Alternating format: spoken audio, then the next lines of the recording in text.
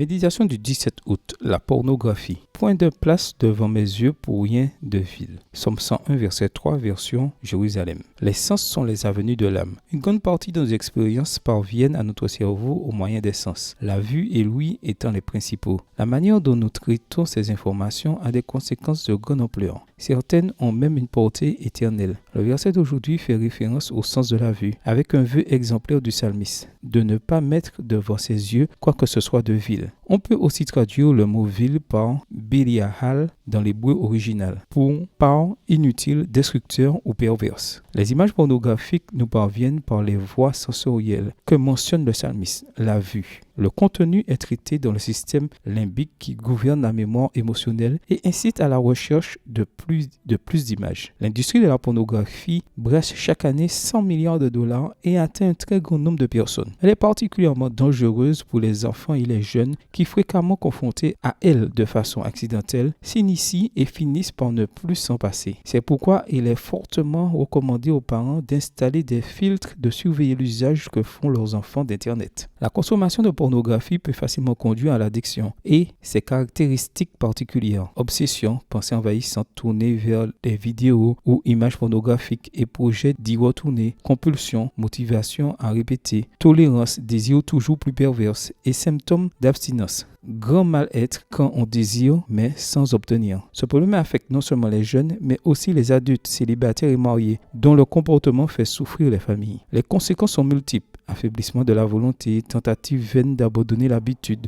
problèmes psychologiques, irritabilité, culpabilité, désespoir, stress, négligence des obligations familiales et sociales, problèmes professionnels et perte de foi. Prendre des mesures pour prévenir et remédier à ce fléau grandissant est donc nécessaire. Si vous connaissez quelqu'un qui est sujet à cette habitude, la solution n'est ni de le condamner, ni de le délaisser, mais de le soutenir de manière pratique et de prier avec et pour lui. Et si c'est vous qui vous battez contre la pornographie, fuyez ces incitations et allez à Jésus. Il comprend parfaitement votre situation et vous dotera de la force de volonté et de sagesse pour résoudre le problème. Peut-être avez-vous besoin d'une aide professionnelle. Dans tous les cas, la puissance divine est l'agent qui agit directement ou par l'intermédiaire du professionnel. Son pouvoir libère et pardonne, et ce pardon s'applique aux péchés les plus vils, laissant une propreté comparable à la laine ou à la neige. Voir Ésaïe 1, verset 18. Bonne journée à vous et que le Seigneur vous bénisse.